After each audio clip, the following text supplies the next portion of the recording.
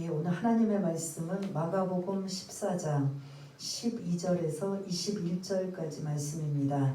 신약성경 80쪽에 있는 마가복음 14장 12절에서 21절까지 말씀을 다 찾으신 줄 알고 우리 다 같이 한 목소리로 같이 읽겠습니다. 시작.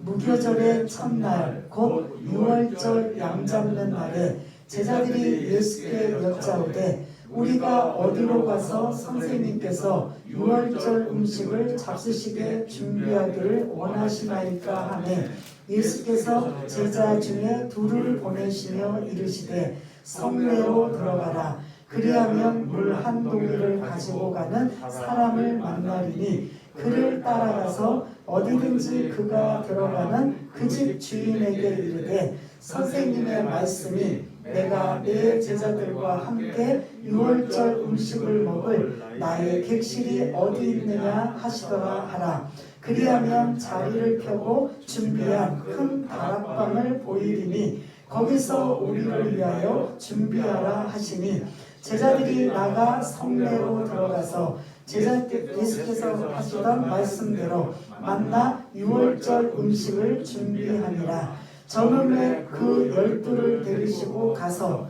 다 앉아 먹을 때에 예수께서 이르시되 내가 진실로 너희에게 이르노니 너희 중에 한 사람 곧 나와 함께 먹는 자가 나를 팔리라 하신대 그들이 근심하며 하나씩 나는 아니지요 하고 말하기 시작하니 그들에게 이르시되 12 중에 하나 곧 나와 함께 그릇에 손을 넣는 자니라. 인자는 자기에 대하여 기록된 대로 가거니와 인자를 파는 그 사람에게는 화가 있으리로다. 그 사람은 차라리 나지 아니하였더라면 자기에게 좋을 뻔하였느니라 하시니라. 아멘. 우리 앞뒤 좌우 사랑합니다. 축복합니다. 반갑습니다. 건강하시기를 바라겠습니다. 예. 오늘 이 12절에서 21절까지는 제목은 6월절 만찬 준비로 제목을 지었지만 사실 이게 12절부터 16절까지 그리고 17절부터 21절까지 두 개의 그런 내용으로 담겨져 있는 걸 볼 수가 있습니다. 12절부터 16절까지는 6월절 만찬을 준비하는 과정, 그리고 17절에서 21절까지는 나를 팔자, 즉 누구죠? 가룟 유다에 대한 그런 배반을 예고하시고 예언하시는 이러한 장면에 그런 담겨져 있는 걸 볼 수가 있습니다. 오늘 이 말씀을 좀 들어가기 전에 여러분들한테 이해를 돕기 위해서 지금 이 본문에 등장하는 명절은 어떤 명절이죠? 6월절. 그리고 6월절이 시작돼서 그 이튿날부터는 일주일 동안 무슨 절기라고요? 무교절이에요. 그래서 6월절과 무교절은 같이 들어가요. 그래서 6월절 시작하고 그 이튿날부터 무교절이면 이게 8일 동안 이스라엘에서는 가장 최대의 큰 명절이라고 할 수 있습니다. 이 명절은 각기 자기 집에서 보내는 게 아니라 반드시 어디로 모여야 되는가? 예루살렘으로 모여야 되는 거예요. 예루살렘으로 모여서 희생제물을 드리고 그리고 거기서 그런 명절을 보내는 이러한 일들이 일주일 동안 계속되고 있는 상황. 그러다 보니까 예루살렘을 여러분들이 머릿속에 연상하시면 그 예루살렘의 그 사람들이 한적하다. 아니면 조금 좀 많이 좀 있다. 아니면 거의 포화 상태로 가득하다. 어느 걸 것 같아요? 이 명절이기 때문에 그 주민들도 그렇고 그 국내 저 북쪽의 갈릴리로부터 온 유대인들도 그렇고 해외에서 오는 유대인들로 한다면 이 예루살렘 안에 6월절이라는 명절 때는 거의 인산인해를 이룰 정도로 가득한 상황을 볼 수가 있습니다. 근데 이게 하루만 보내는 게 아니라 7일에서 8일 동안 이 절기를 지키다 보니까 그들이 그 머물면서 뭐가 있어야 돼요? 음식과 또 잠잘 곳이 있어야 되는 거예요. 그러다 보니까 이런 명절 때는 잠잘 곳을 거의 다 허용해줘야 되는 상황이에요. 그렇게 안 하면 이 많은 순례객들과 지방에서 온 사람들이 있을 수가 없는 거예요. 또 하나 노숙을 할 수 있고 동굴이 많아요. 그러니까 동굴 속에 들어가서 잘 수도 있는 이런 상황. 그러니까 거기 노숙도 굉장히 많이 있는 모습을 볼 수가 있습니다. 그럴 때 여러분들 오늘 12절처럼 제자들이 예수님 앞에 우리가 유월절 식사할 장소가 어디 있습니까? 라고 이 질문을 던져볼 만합니까? 안 합니까? 그렇게 예루살렘 안에는 포화 상태가 되어서 우리가 이제 예수님은 늘 예루살렘에 계신 게 아니라 주무시고 하시는 건 예루살렘 밖에 베단이라는 곳에 보통 계시고, 그리고 아침에 일찍이 예루살렘에 들어가셔서 많은 일들을 보시고 다시 저녁 때 되면 예루살렘을 빠져나가셔서 베단이 그 근처에서 이제 주무시는 이런 상황을 보시기 때문에 예루살렘에는 솔직히 예수님이 유숙한 적도 없고 계신 적이 별로 없어요. 근데 이곳에 식사할 장소를 이제 마련해야 돼요. 막 사람들은 엄청나지요. 뭐 여관이든지 아니면 객실이든지 막 이런 모든 것들은 다 거의 다 차여 있는 상황. 그리고 이렇게 명절을 지킨다고 생각하면 오는 지방에서 오는 사람, 해외에서 오는 사람들은 미리 예약이나 지금처럼 이제 그 지금 표현을 한다면 예약을 하든가 좀 더 일찍 와서 방을 미리 잡는가 이런 것들을 할까요, 안 할까요? 하게 된단 말이에요. 근데 지금 예수님과 함께 따라다니는 그 수는, 사람의 수는 몇 명 정도 될 것 같아요? 기본이 예수님과 함께 13명이 되잖아요. 사실 그 외에도 여인들 막 믿음이 좋고 막 예수님을 너무 사랑하는 여인들도 따라다닐 거고, 그 외에 또 은혜를 받고 치유받은 이러한 또 다른 그런 무리들이 사실은 따라다닐 수 있지만 그 인원은 제쳐두고라도 꼭 있어야 되는 인원은 몇 명이어야 돼요? 12명의 제자와 예수님과 함께 포함해서 13명이, 최소한의 13명이 머물 수 있고 식사할 수 있는 이 공간이 사실 있어야 된다라는 거죠. 그런 공간들을 지금 제 12절에 제자들이 묻는 거예요. 주님, 지금 이 상황, 이 6월절 명절 때문에 많은 사람들이 막 발을 디디지 못할 정도로 많은 사람들이 있는 이곳에 우리가 이제 어디서 이 6월절 음식을 먹을 수 있겠습니까? 라고 주님 앞에 장소에 대해서 질문을 해요. 우리가 다음 주에 한번 보여드려야 되는데 우리 한번 다음 한번 넘겨주세요. 더요. 쭉 뒤로 넘겨주세요. 뒤로 그림이 나올 때까지요. 예, 이거는 여러분들이 많이 보셨죠? 여러분들의 가정에도 있을 거고 성당에 뭐 이렇게 좀 많이 보신 뭐죠? 최후의 만찬이에요. 이거는 레오나르도 다빈치가 그린 15세기 1500년경에 그 그린 그림이에요. 근데 예수님은 1500년경에 계셨어요? 네? 아니요. 예수님이 태어나시고 30년 뭐 40년 이때 그 예수님의 활동이고, 그 뒤로 거의 1500년이 지난 후에 이 그림을 레오나르도 다빈치가 그린 그림이에요. 그러면 지금 여기서 식탁을 한번 보자는 거죠. 예수님 당시에 이런 식탁에서 이렇게 식사를 하셨을까? 맞아요? 틀려요? 이거는 15세기에 그 당시에 그 사람들이 그런 사용했던 이러한 것들을 그 당시 시대상으로 그린 그림이 이 최후의 만찬이에요. 원래 그림은 다음 그림 좀 넘겨주세요. 그림 한번 쭉 보세요. 지금 이 식탁의 모양이 무슨 우리 그 한글 저기로 보면 어떤 모양이에요? 디귿자 모양이에요. 그래서 유대인들의 식사는 이런 식으로 해요. 그래서 최후의 만찬처럼 일자형의 식사가 아니라는 걸 첫 번째 말씀드리고, 예수님 당시에 이제 성지 전문가들이 어떻게 예수님이 그 유대인들의 전통적인 식사 방법은 어떻게 했을까? 그래서 이 본문에 있는 성경을 여러 가지로 그 염두에 두고 그 당시의 식사 방법을 생각해서 그 당시의 유대인들은 이런 디귿자형으로 식사를 하는 거죠. 근데 이 디귿자에서도 아무나 앉는 게 아니라 여기 지금 번호가 있죠. 1번이 어디에 있어? 맨 끝에 있나요? 1번. 1번이라는 그 지금 보면은 이제 이걸 제가 막 확대로 막 늘려가지고 약간 뿌옇게도 사실은 나왔는데 1번 하면 지금 끝에 자리예요. 끝에서 두 번째예요. 거기가 유대인들의 그 식사 모임의 최고의 VIP 자리예요. 여기가. 그러면서 여기 2번은 그 집에서 식사를 초대하는 주인이 서빙을 하고 이런 챙겨주는 역할이 2번인 걸 볼 수가 있습니다. 그래서 2번은 거의 그 집의 주인이 앉는 자리고, 그 다음에 최고의 그 자리에 최고의 VIP 손님은 어디다 앉힌다? 1번에다가 앉히는 거예요. 1번. 그리고 이제 그건 이제 저 예수님 지금 오늘 본문을 설명하기 위해서 1, 2, 3, 4를 사실은 한 거예요. 근데 여러분들 성경을 읽을 때 이들이 이렇게 지금 의자에 앉았어요. 우리나라처럼 바닥에 앉았어요. 바닥에 앉아서 똑바로 앉아서 식사를 하신 게 아니라 어떻게 했다고요? 비스듬하게 누운 것도 아니고 앉아있는 것도 아니고. 그러면 비스듬하게 걸치려면 한쪽 발을 걸쳐야 돼요? 안 걸쳐야 돼요?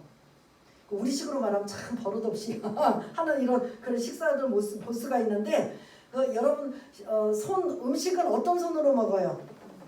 오른손으로 먹고, 몸을 기대려면 이렇게 좀 받쳐주는 역할은 어떤 손으로 해요?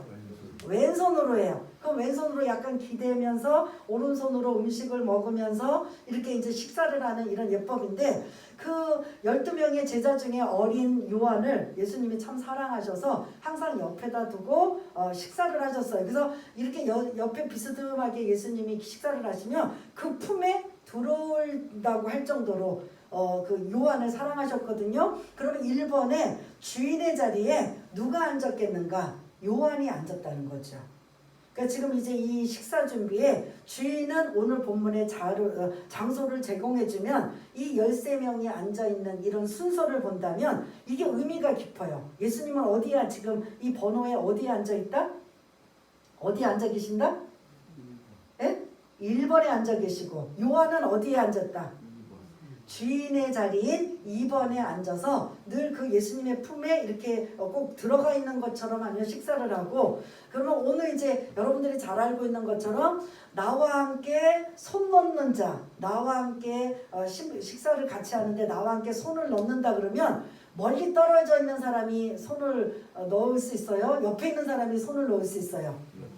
우리도 보통 식사를 하면 우연찮게 반찬이 같이 젓가락이 가는 상황을 볼 수가 있잖아요. 그것처럼 이게 우연의 일치인지는 모르지만 그 어떤 반찬을 음식을 먹으려고 하는데 그 그릇 안에 같이 손이 들어가는 상황이 있다라는 거죠. 그러면 어딜 것 같아요? 저 4번일 것 같아요? 3번. 그렇죠. 3번이면 그러면 여기는 누가 앉았을까? 가룟 유다가 앉았다는 거죠.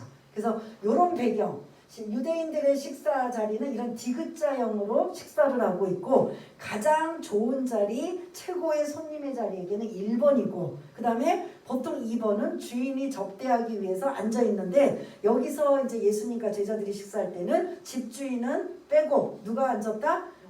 요한이 앉아 있고, 3번은 오늘 본문을 이제 쭉 나갈 건데요. 이 그림을 이제 머릿속에 염두에 두시고 이제 오늘 말씀 나눌 거예요. 3번은 그러면 누구다? 가룟 유다일 것이다. 근데 4번은 그럼 뭐냐는 거죠. 4번. 예? 집주인은 여기 안 들어와 있어요.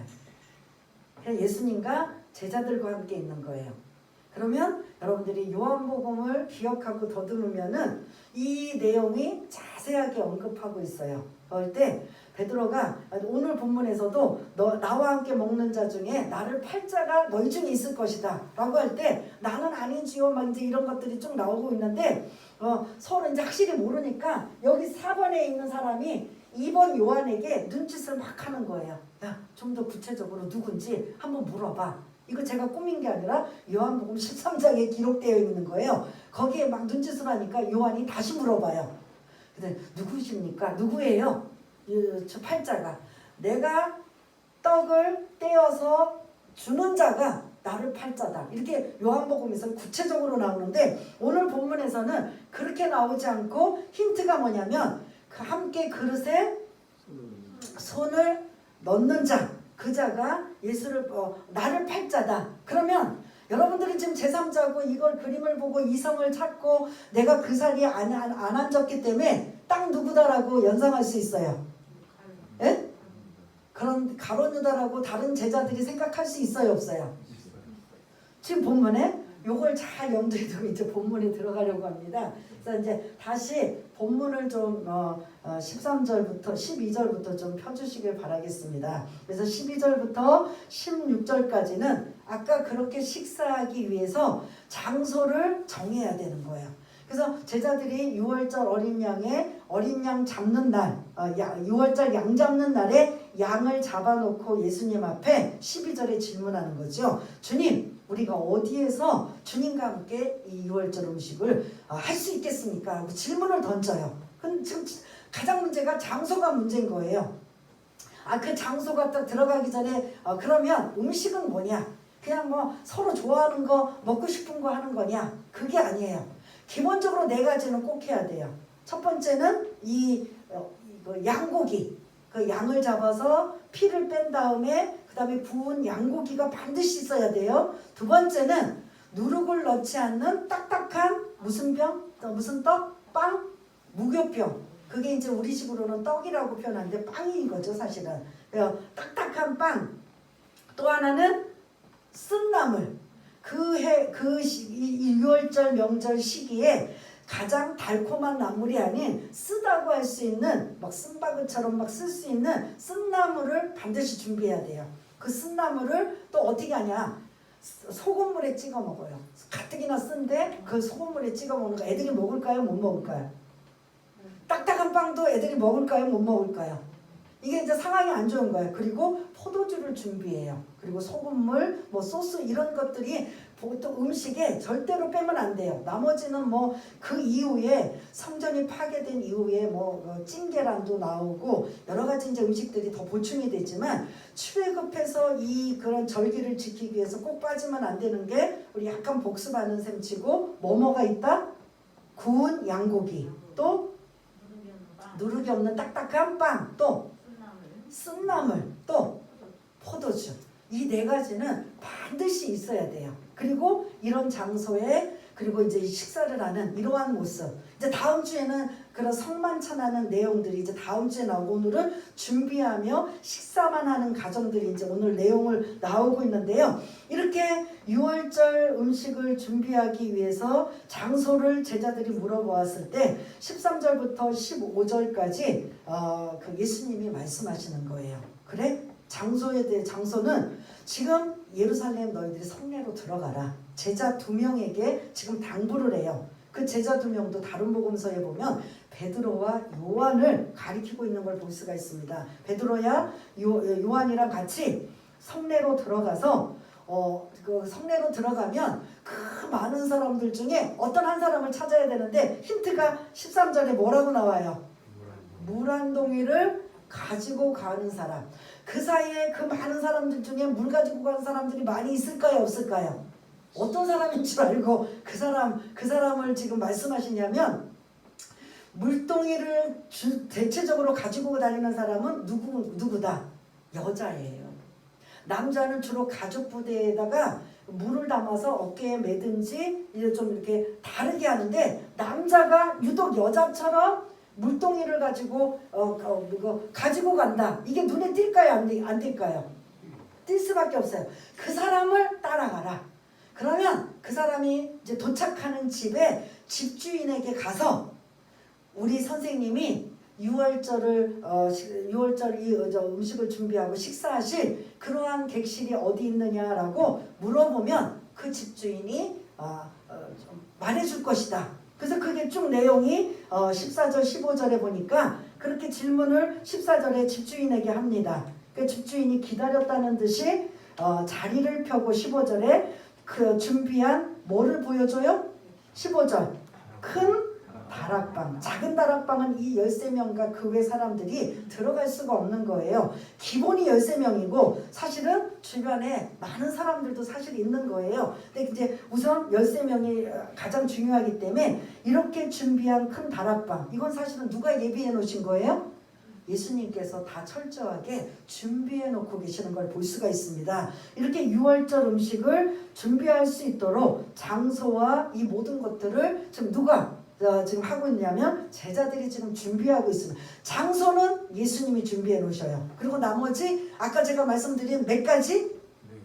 네 가지 그 외에 뭐 소스니 소금물이니 뭐 이런 물 같은 것들은 이제 수반되는 거고 가장 중요한 이 네 가지를 준비하는 건 제자들이 준비하고 있는 걸 볼 수가 있습니다. 그래서 유월절 음식을 준비하는 과정 12절에서 16절까지는 제자들의 모습과 집주인의 모습을 우리가 살펴볼 수가 있어요.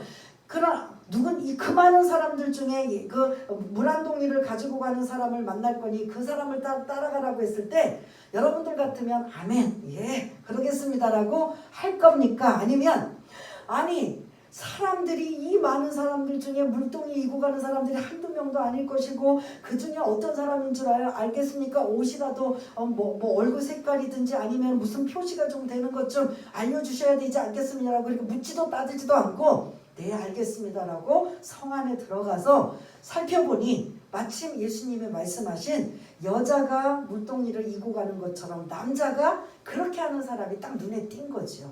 그래서 그렇게 순종하면서 따라갔던 제자들의 모습, 그리고 더 한 은혜가 되는 건 이 본문 속에 예수님이 아닌 누가 더 은혜가 될 것 같아요. 이 많은 사람들의 장소를 제공해 준 집주인이라는 거죠.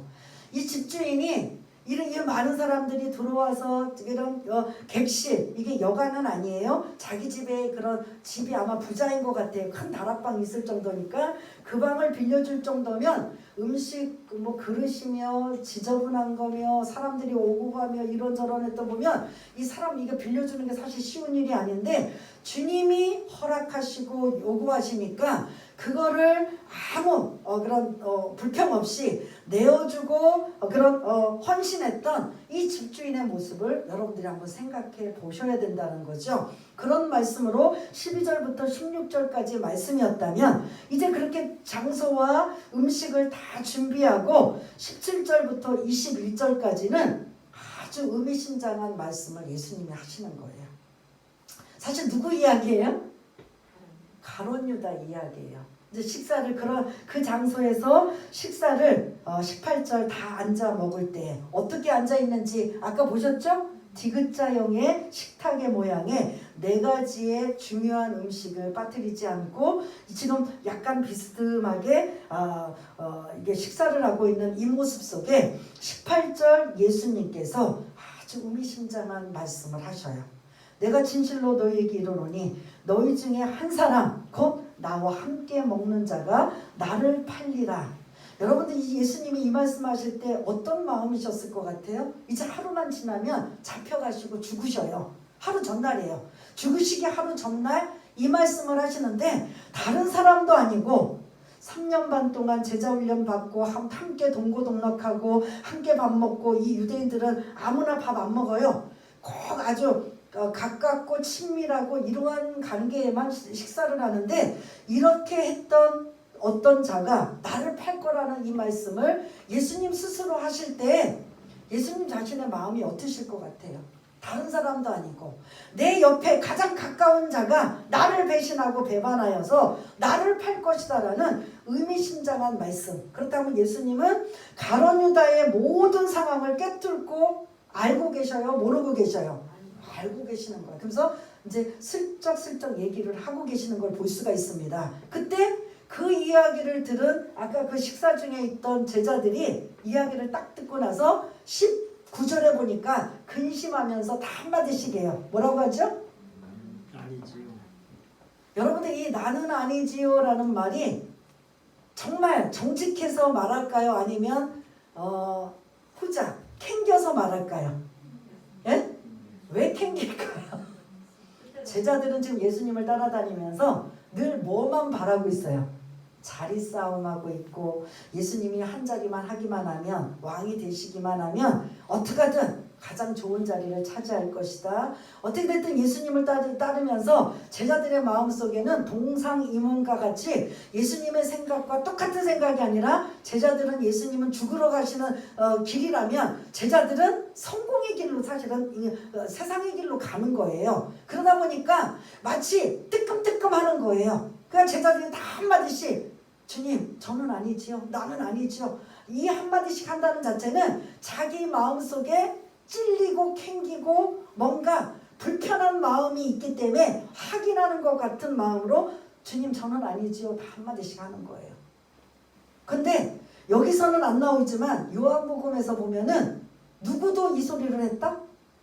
누구도? 가룟 유다도 이 소리를 한 거예요. 주님 저는 아니지요. 그렇죠?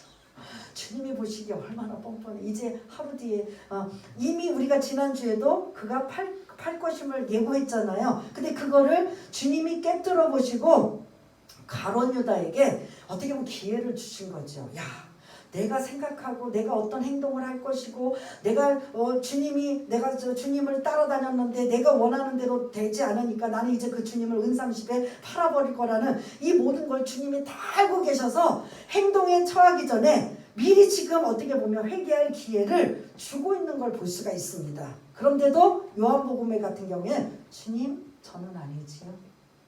그래서 아까 그 베드로 4번 그림 있는 베드로가 다 아니라고 하고 하니까 그럼 누군가 사실은 이 본문 속에 여러분들이 쭉 읽어보면 누구 나와 함께 손 놓는 자가 나를 팔자라고 하면 그 제자 중에 눈치가 빠르면 거기에 1번이 아니면 3번일 거란 말이에요. 그죠?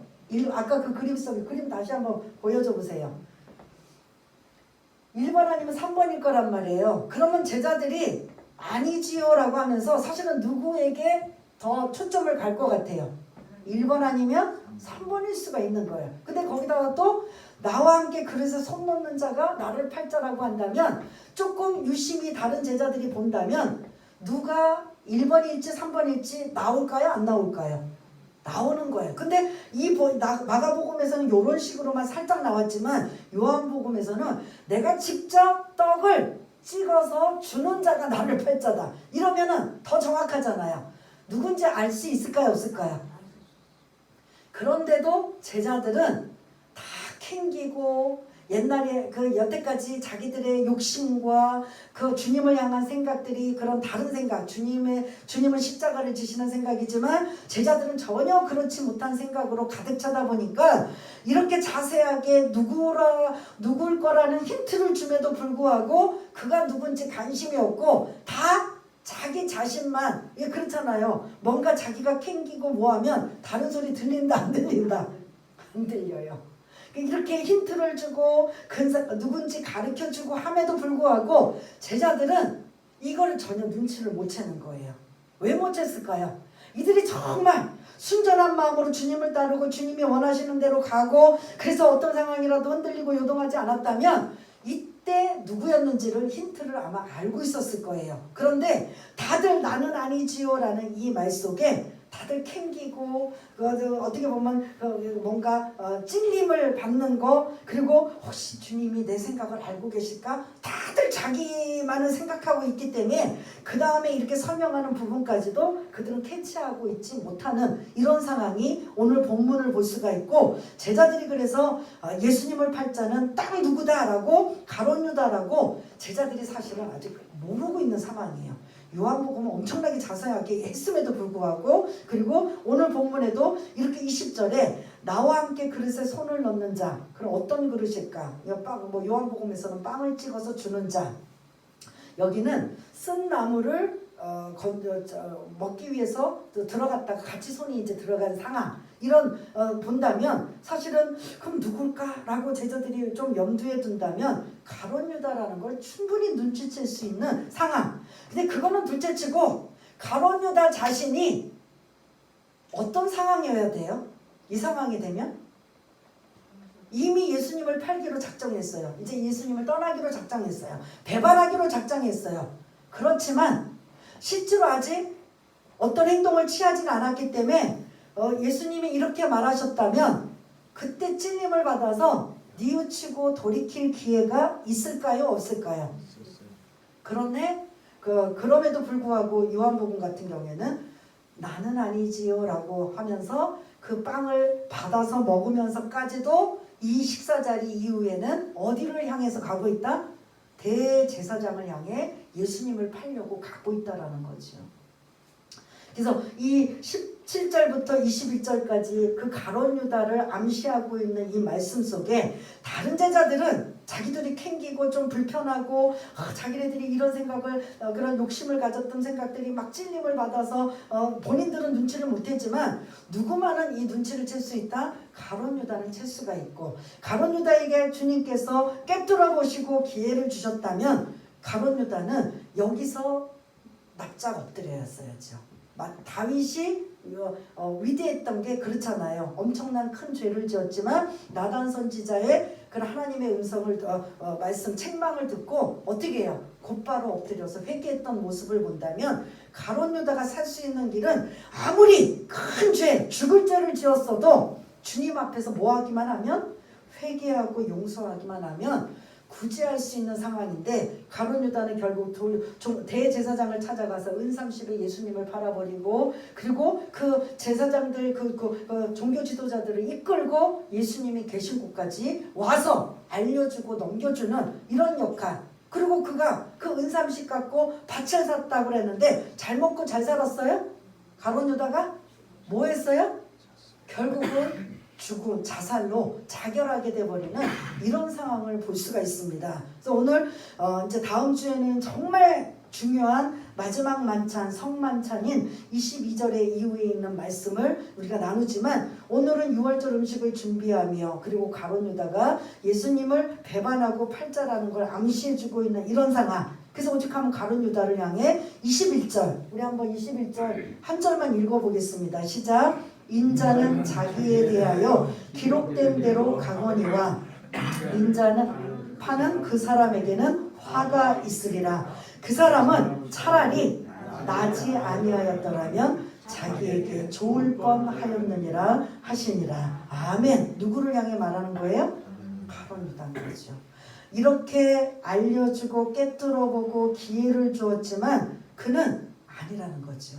계속 그의 생각대로 그의 방향대로 밀고 가버리는 이런 상황. 그래서 오직 그는 차라리 태어나지 않았더라면 좋을 뻔하였느니라 라는 가룟 유다에 대한 안타까운 말씀을 하고 계시는 걸 볼 수가 있습니다. 사실 이 12절부터 21절까지는 항상 예수님은 뭐를 인용하시냐면 구약의 말씀들을 인용하시는데, 제가 오늘 이제 그런 부분들은 생략을 했습니다. 다윗의 시편을 41편을 인용하고 또 스가랴서 이사야서 이런 말씀들을 인용하는 내용들이 쭉 나오고 있지만, 오늘은 이제 이 배경과 예수님이 어떻게 식사를 하시고 가룟 유다를 향한 주님의 그 사랑의 마음이 있었기 때문에 어떻게라도 한순간이라도 기회를 주고 싶은 이러한 마음을 지금 담겨져 있는 이런 것들이 오늘 본문 속의 내용이라면, 오늘 우리가 이 말씀 속에 두 가지를 좀 살펴보았으면 좋겠습니다. 12절부터 16절까지는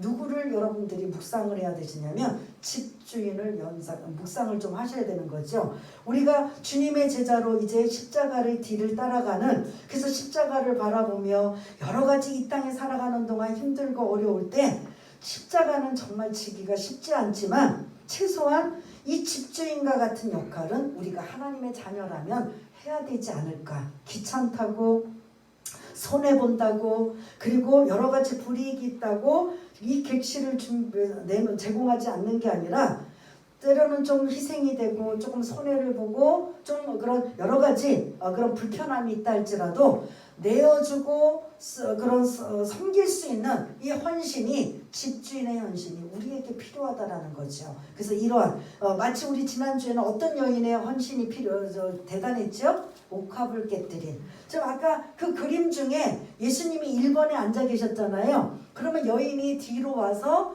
머리에 옥합을 깨뜨려 붓는 게 자연스러울까요? 안 자연스러울까요? 자연스럽게 되는 거죠. 같이 갔다가 할 수도 있고, 아니면 예수님이 거기 계시다라는 걸 알고 일부러 왔던가, 아니면 늘 따라다니다가 기회를 엿보고 나는 어떻게 하든 저분을 좀 저렇게 섬겨야 되겠다고 하는 마음이었는지 모르지만 자연스럽게 그렇게 앉아서 식사하고 계시는 이런 상황에 옥합을 깨뜨려서 예수님께 향유를 부은 그 여인의 헌신, 그리고 오늘 우리가 대단하고 거창하고 목숨 거는 정도까지는 아니어도 이 집주인과 같은 헌신이 우리에게 필요하지 않을까라는 이러한 말씀이 저와 여러분들 한번 좀 생각해 보시기를 바라겠고요. 두 번째 17절에서 21절까지는 누구죠? 가룟 유다와 같은 상황, 우리도 충분히 그럴 수 있어요. 언제든지 내가 원하고 또 내가 바라는 대로 되지 않으면 하나님, 내가 이렇게 작정 기도하고 내가 열심히 신앙생활하고 주일 빠지지 않고 나름대로 11조 생활 열심히 하고 그렇게 경건하게 살았는데 왜 돌아오는 건 나한테 이렇게 가난이고 질병이고 이런 고통과 고난입니까? 라고 하면서 따지고 그리고 삿대질하면서 배교하거나 배반하는 상황이 충분히 올 수 있는 게 이 가룟 유다가 그런 거죠. 가룟 유다가 따라다니면서 목적은 뭐냐면 저분이 이제 개혁할 것이라는 거예요. 로마를 쫓아내고 저 대단하신 분이 이제 가난한 사람도 어려운 사람도 이제 자유롭게 살만한 세상을 만들 것이다. 늘 가슴에 그거를 품고 다녔는데 예수님은 전혀 그런 일을 하고 계시지 않거든요. 그러다 보니까 아니다, 내가 저렇게 주님을 따라다녀 봤자 주님은 내가 원하는 대로 안 하니 내가 그냥 저 주님을 팔아버리겠다 라는 생각이, 어떻게 보면 어떻게 우리를 가룟 유다와 비교할 수 있습니까? 라고 할 수 있지만 우리가 그런 모습이 우리 안에도 있다라는 겁니다.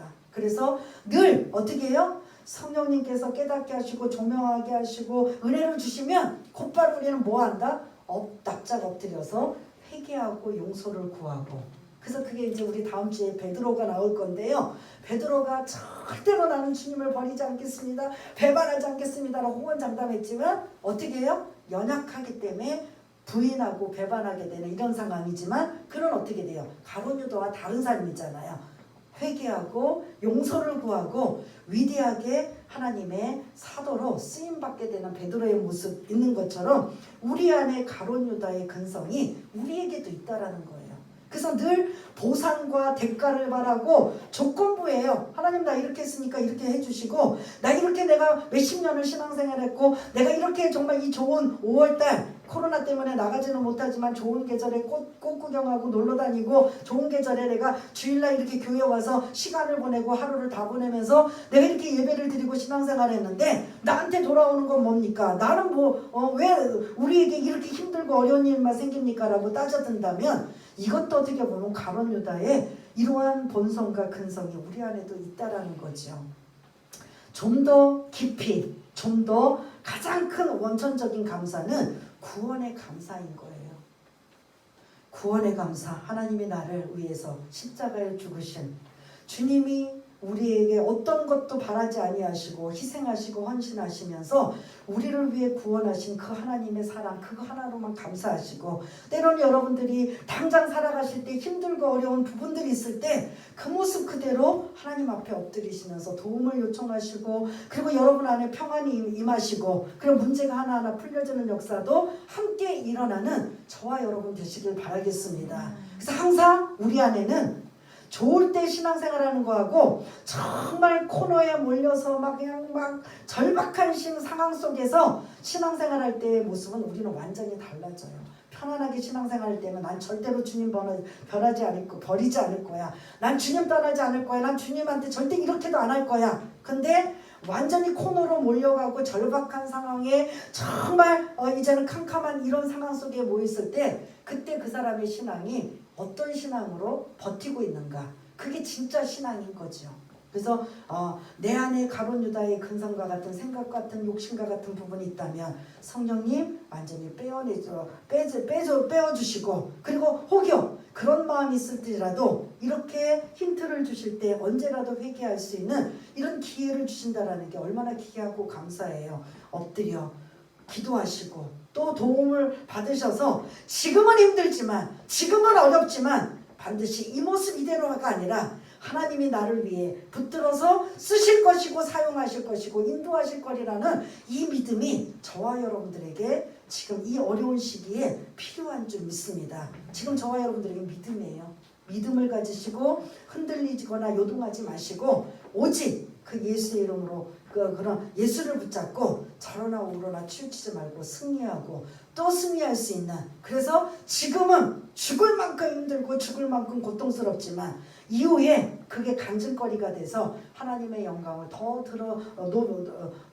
드러낼 수 있는 저와 여러분 모두가 다 되시기를 바라겠습니다. 우리 한번 반주에 맞춰서 집주인과 가룟 유다를 한번 생각하시면서 나는 어떤 모습에 가깝고 나는 어떻게 신앙생활을 하고 지금 이 현실은 정말 막막하고 답답하고 우겨싸임을 당할 정도로 기가 막힌 상황이지만 그럼에도 불구하고 나는 어떻게 믿음을 지키며 살아갈 수 있을까 한번 우리가 결심하고 또 다짐하며 도움을 요청하며 기도하는 시간을 갖겠습니다. 다 같이 기도하겠습니다.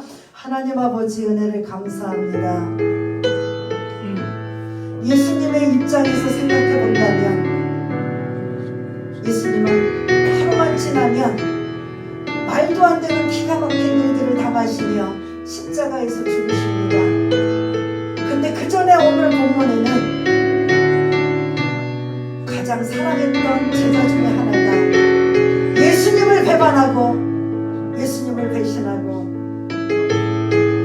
떠나는 이러한 모습, 그래서 알고 깨뜨려보고 계시는 주님께서 그에게 기회를 주시지만 여전히 그는 변하지 아니하고 자기 생각에 굳어버려서 결국 온상심의 예수님을 팔아버리는 기가 막힌 상황, 바로 가룟 유다인 걸 볼 수가 있습니다. 우리 안에도 이러한 욕심으로 가득 찬 것들이 너무 많습니다. 하나님, 내가 이렇게 신앙생활하면 이렇게 해주실 거죠. 또 이렇게 열심히 헌신하고 사랑하면 하나님 이런 복을 주실 거죠. 우리는 항상 조건부의 신앙을 할 때가 너무 많습니다. 그러나 진짜 신앙은 그럼에도 불구하고 주시면 감사하지만 안 주셔도 나는 절대 하나님을 떠나지 않겠습니다. 나는 절대로 주님을 버리지 않겠습니다.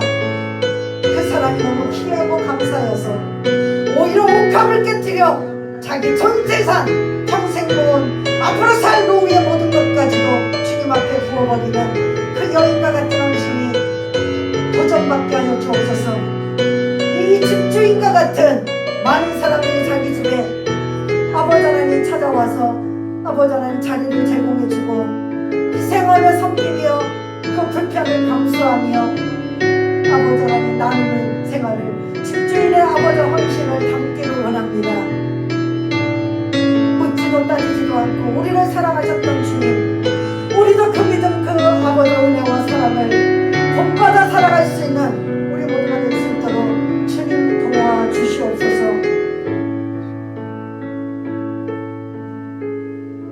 하나님 아버지, 하나님의 그 사랑은 우리가 어찌 다 표현하고 어떻게 그 사랑을 다 고백할 수 있겠습니까? 그런 사랑을 받았음에도 불구하고 우리는 여전히 보상과 대가를 바라며 내가 이렇게 하면 이렇게 주시겠지, 저렇게 하면 저렇게 주시겠지, 늘 거기에 아버지 하나님 빠져 있다면, 갇혀 있다면, 사실은 그것이 마음대로 이루어지고 원하지 않는다면 가룟 유다와 같은 아버지 하나님 그런 모습이 우리에게 충분히 있을 수 있습니다. 무조건 그 여인처럼 집주인처럼 묻지도 따지지도 않고 주님을 사랑하고 주님의 은혜가 너무 감사해서 주님을 신뢰하고 사랑하였더니 나머지는 부수적으로 주심에 감사하여 어떻게 하면 더 하나님께 영광을 올려드릴까, 그렇게 살아갈 수 있는 그런 순전한 믿음을 소유할 수 있는 우리 모두가 될 수 있도록 주님 도와주시옵소서.